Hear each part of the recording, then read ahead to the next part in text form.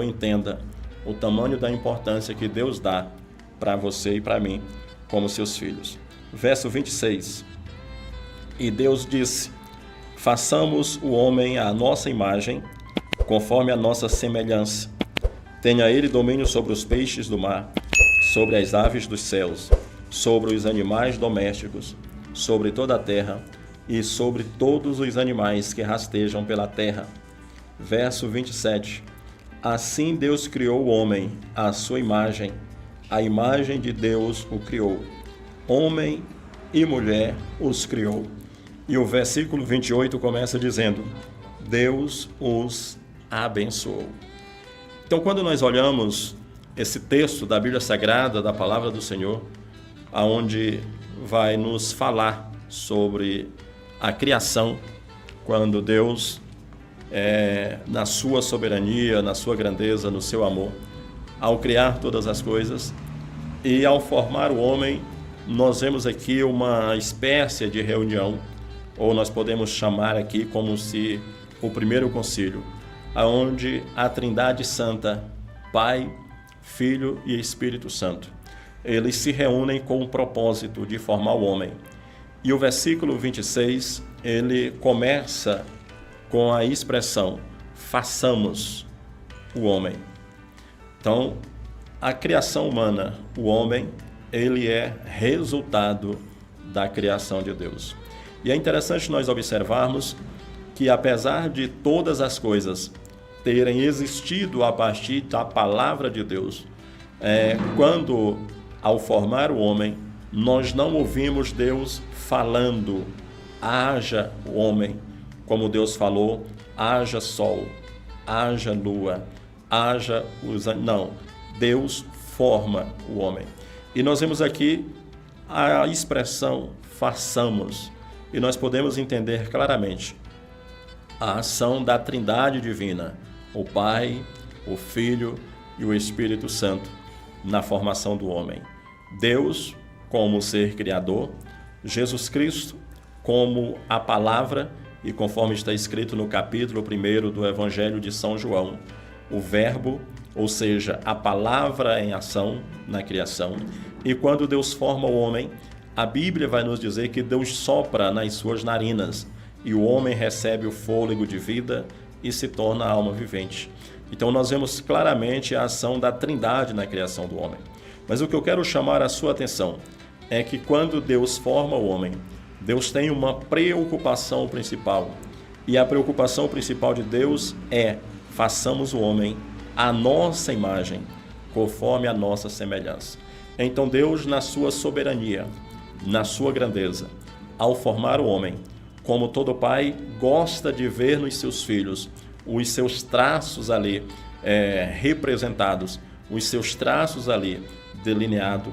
E é bem comum, e os senhores que estão nos ouvindo sabem, o pai, a mãe, todos nós nos sentimos orgulhosos quando alguém se dirige a um dos nossos filhos e diz: é a cara do pai, parece com o pai, parece com a mãe, tem um comportamento igual, fala igual. Isso nos enche de orgulho. E com Deus não é diferente. Ao formar o homem, ao formar o ser humano, Deus faz questão de que o homem fosse feito à sua imagem e semelhança. E o propósito de Deus, ao agir dessa forma, é que em todo lugar por onde o homem passar, por todo lugar aonde o homem viesse a existir, quem olhasse para o homem pudesse olhar claramente e dizer: eu estou olhando para o rosto do filho e eu consigo identificar claramente quem é o pai. E isso, claro, não na questão humana, não na questão física, porque Deus ele não tem não é esse o propósito, mas eu falo na questão do caráter, na questão da prática, na questão dos princípios. Então, o desejo de Deus é que o homem refletisse a sua imagem, a sua semelhança. A segunda questão que eu gostaria de chamar a sua atenção, ainda no versículo de número 26, é que Deus ele deu ao homem domínio sobre a terra, domínio sobre os peixes do mar, domínio sobre as aves do céu e todos os animais domésticos. Deus deu ao homem domínio sobre toda a terra, sobre todos os seres viventes sobre a face da terra. No entanto, Deus não deu ao homem domínio sobre os outros homens. Deus deu domínio sobre a terra, Deus deu domínio sobre os peixes, Deus deu domínio sobre as aves, mas Deus não deu domínio sobre outros homens. É interessante que nós pontuemos essa verdade, porque em algum momento, ou na sequência do texto, quando nós vamos falar, ou quando nós formos falar sobre o papel do homem na vida familiar, na vida conjugal, nós vamos falar de autoridade. E nós precisamos estabelecer a diferença e saber que exercer autoridade é diferente de exercer domínio.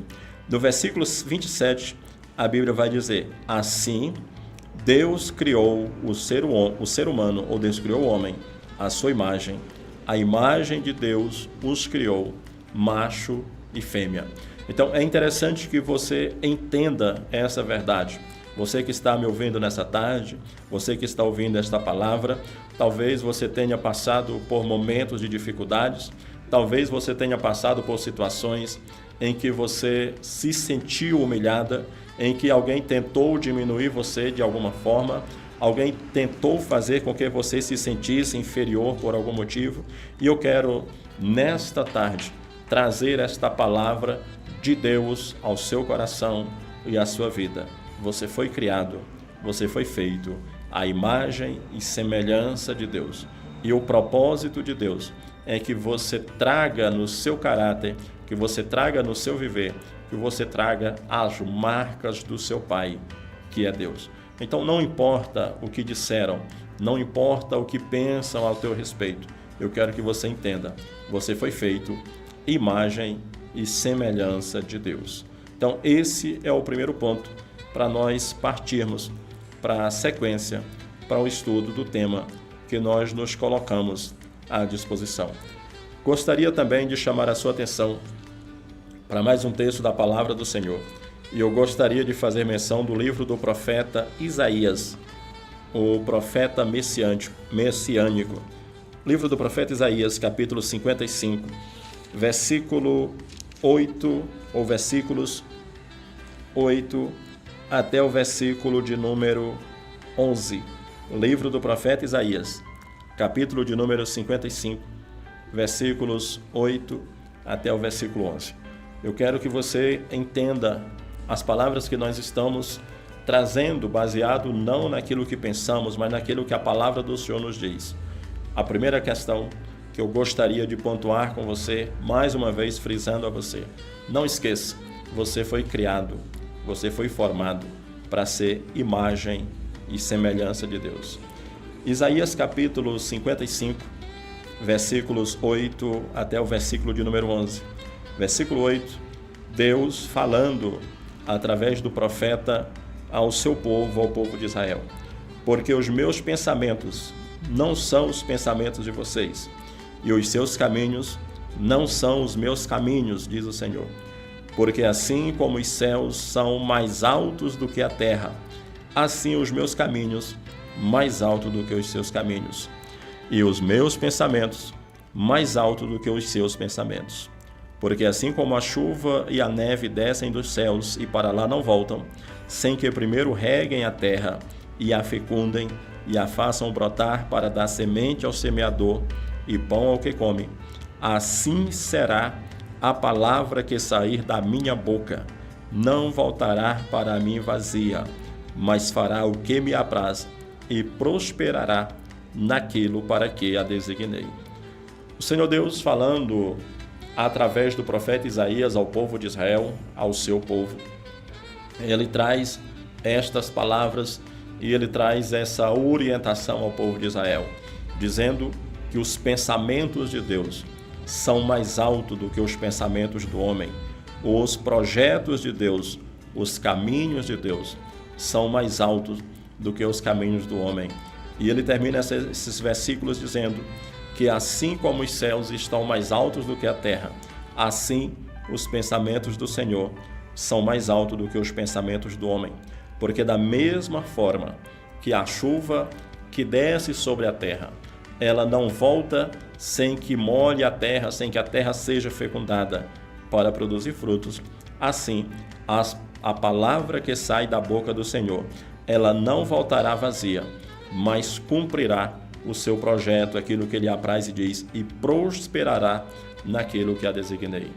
É interessante nós observarmos esse texto, porque se a palavra de Deus, ela não volta sem que cumpra o propósito para o qual ela foi designada, se os propósitos do Senhor são mais altos do que o nosso, eu quero dizer para você nessa tarde, tudo o que você pensa a seu respeito, tudo o que as palavras que você ouviram fizeram com que você concebesse um pensamento, uma imagem a seu respeito. Os pensamentos que Deus tem para você, os pensamentos de Deus a seu respeito é muito maior. E se você se deixar ser guiado pela palavra, da mesma forma que a chuva não volta sem fecundar a terra sobre a qual ela cai, as palavras do Senhor não voltam vazia, sem cumprir o propósito para o qual ela foi designada.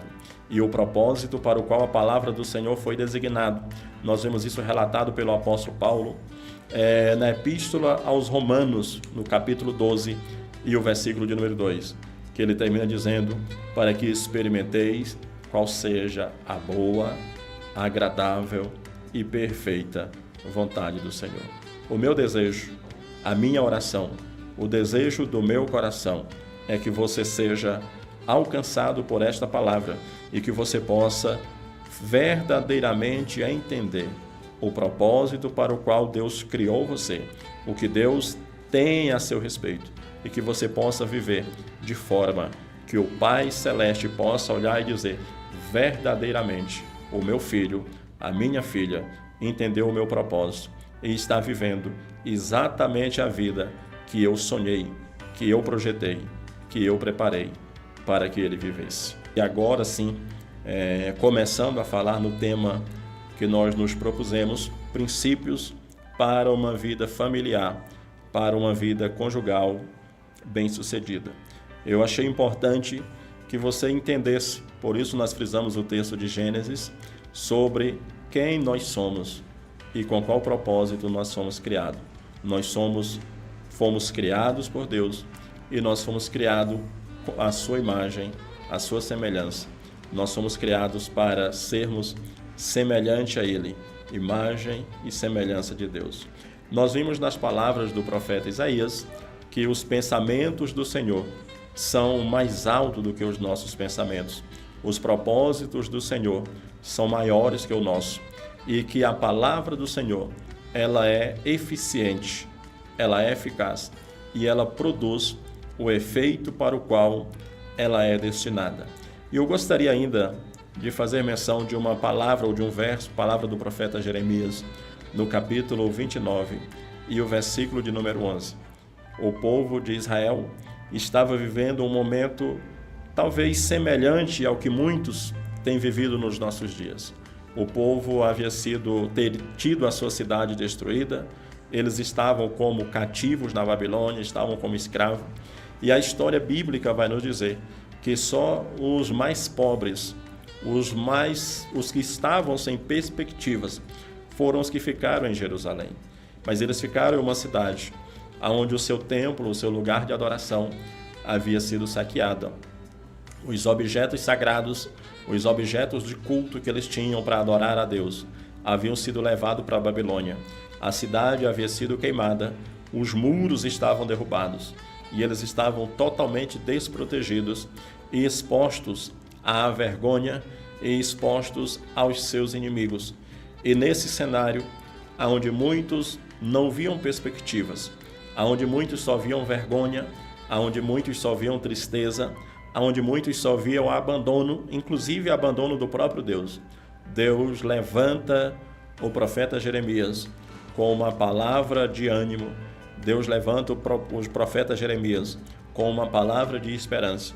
Enquanto todos olhavam para Israel, enquanto todos falavam contra Israel, Deus levanta Jeremias e Jeremias diz: Eu, Senhor, bem sei os pensamentos que tenho de vós, pensamento de paz e não de mal, para vos dar o fim que esperais.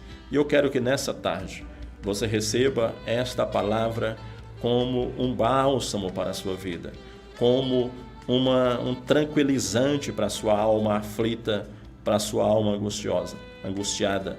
Deus diz: eu bem sei os pensamentos que tenho de vós, e esses pensamentos são pensamentos de paz e não de mal, para vos dar o fim que esperais. O que Deus está dizendo através do profeta Jeremias ao povo de Israel, o que Deus está dizendo àquele povo num cenário de derrota, num cenário sem perspectiva, sem esperança, que talvez o cenário, não no sentido físico, mas às vezes no sentido emocional, seja semelhante ao que você está vivendo. A palavra é: o pensamento que Deus tem a teu respeito é pensamento de paz, para vos dar não o fim que seus inimigos esperam, mas o fim que você espera. Receba esta palavra como um bálsamo para a sua vida. Princípios para uma vida familiar bem-sucedida. Nós precisamos entender, à luz da Bíblia, que uma vez que o homem foi criado por Deus, uma vez que a família é o primeiro grande projeto de Deus, e Deus, agora, ao projetar a família, Deus escolhe homem e mulher para fazer parte desta família. Homem e mulher, conforme nós vemos em Gênesis, formado à imagem e semelhança de Deus. Os filhos aparecem, como diz o salmista, como herança do Senhor. Então, todo esse contexto familiar, todo esse projeto, é um projeto que partiu diretamente da criação de Deus, do desejo de Deus. E eu preciso entender que todos nós estamos inseridos nesse projeto tão grandioso chamado família. E uma vez inserido nesse projeto, todos nós temos um papel, todos nós temos uma responsabilidade, todos nós temos um propósito.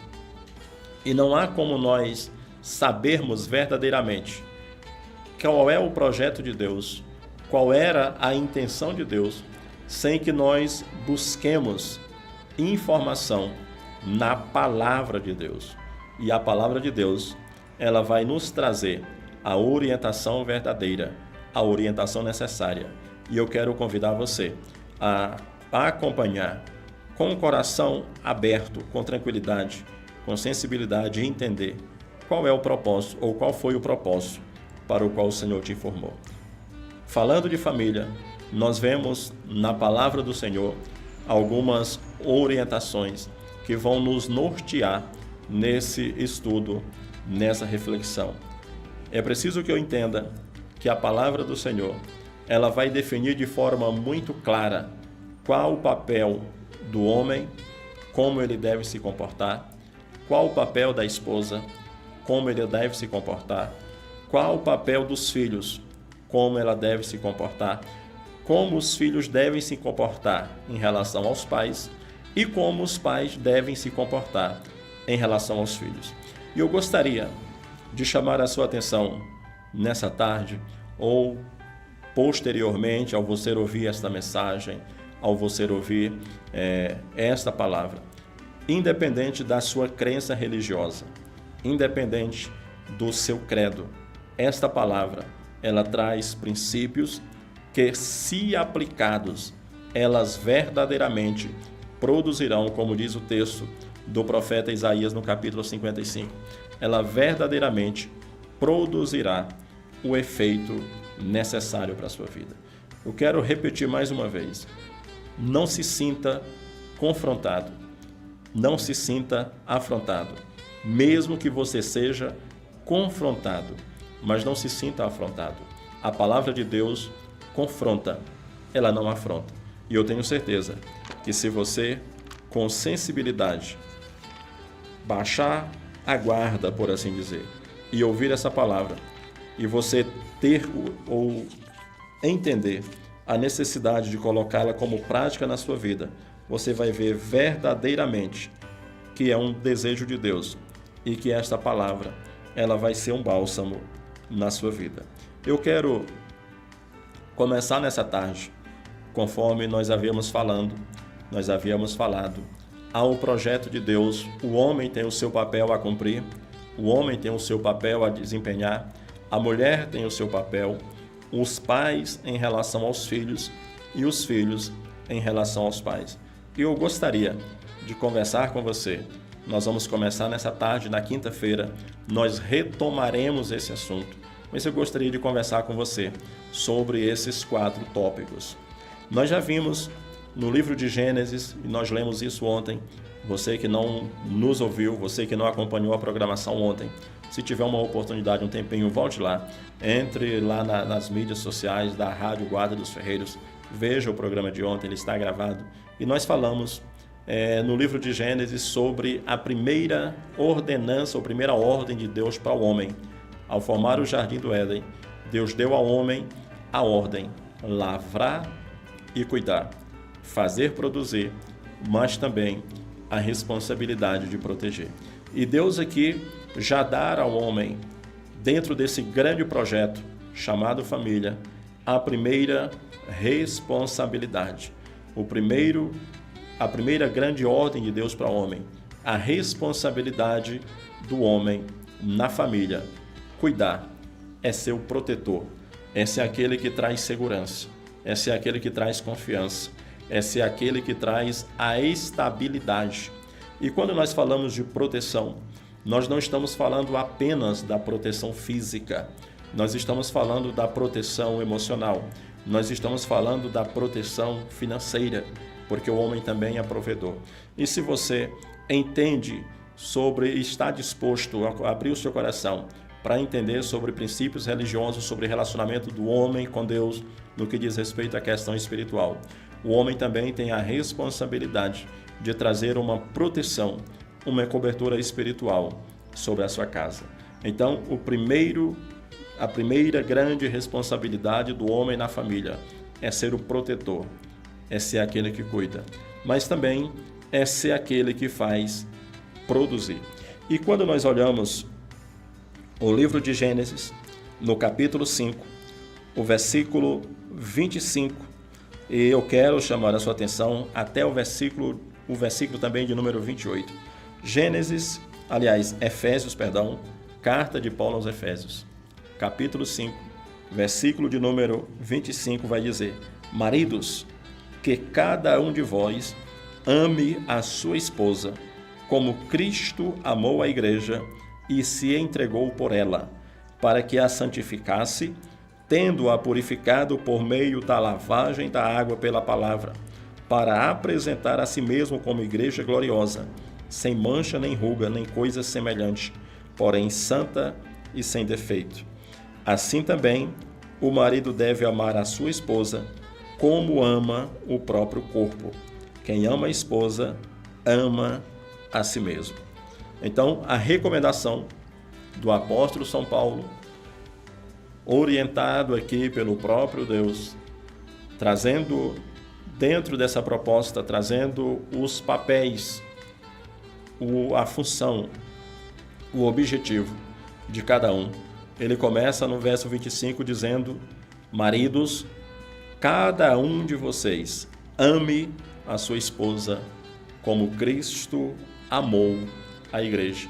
Então nós já vimos aqui, ao longo desses 2 textos da Bíblia Sagrada, e nós usamos um texto de Gênesis no Antigo Testamento, palavras do próprio Deus, e nós vemos aqui um texto de Efésios no Novo Testamento, palavras do apóstolo Paulo sob a inspiração de Deus. A função do marido no casamento: cuidar, proteger, preservar, fazer produzir, mas também a responsabilidade de amar. E muitas vezes algumas pessoas, por falta de conhecimento, eu acredito que sim, por não procurar conhecer na profundidade, rotula a Bíblia como se a Bíblia fosse um livro machista, pelo fato da Bíblia tratar da questão da submissão. E eu diria que algumas vezes isso é causado por causa da interpretação errônea do que significa esse texto, que nós vamos falar numa outra oportunidade. Mas o que é mais difícil? Ser submisso a alguém que ama ou amar alguém? E a recomendação da Bíblia é que o marido, e essa recomendação não é apenas para aquele marido que é cristão, a recomendação não diz respeito apenas aquele que tem uma esposa que seja um padrão. Não, a recomendação é para todos. Marido, ame a sua esposa da mesma forma que Cristo amou a igreja. E não é difícil para nós entendermos, imaginarmos, porque nós vivemos em um país cristão e todos nós conhecemos as doutrinas básicas do cristianismo. E todos nós sabemos o tamanho do sacrifício, o tamanho do amor de Jesus revelado por nós. E Ele nos amou de tal forma a ponto de se entregar por mim, de se entregar por você. Então, a recomendação bíblica para os maridos é: ame a sua esposa com a mesma intensidade, com a mesma dedicação. Ame a sua esposa com a mesma entrega que Cristo amou a igreja, que Cristo amou a igreja. Então, é preciso que nós entendamos, e eu acho que você começou a entender por que eu falei no início do programa que a palavra do Senhor, ela não nos afronta, mas ela nos confronta.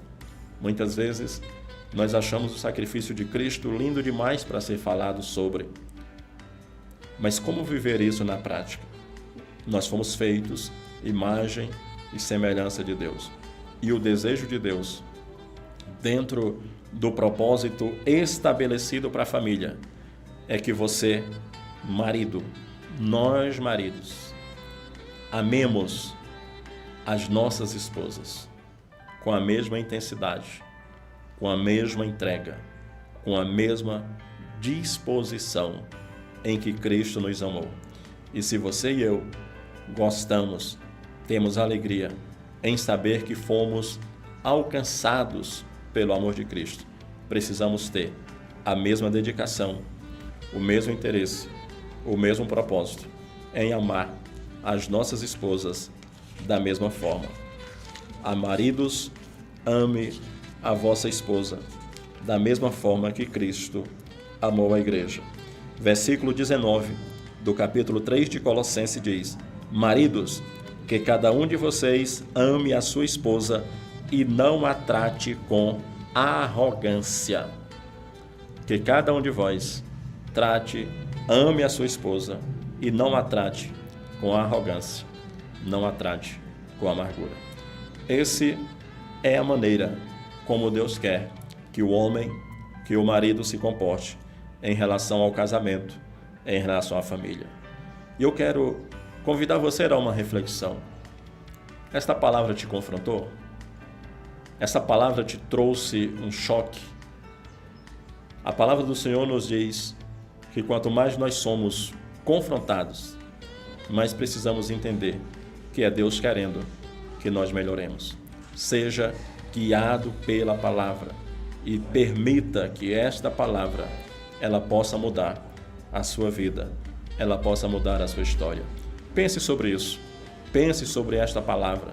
E se você quer verdadeiramente viver os planos e os projetos de Deus na sua vida, na sua família, no seu casamento, se você quer desfrutar da vontade de Deus, que é boa, agradável e perfeita, eu quero encorajar você a aplicar esses princípios na sua vida, na sua família, na sua história. Fazendo isso, você será profundamente abençoado. Que Deus continue abençoando a sua vida. Grato a Deus por você, grato a Deus pela sua companhia.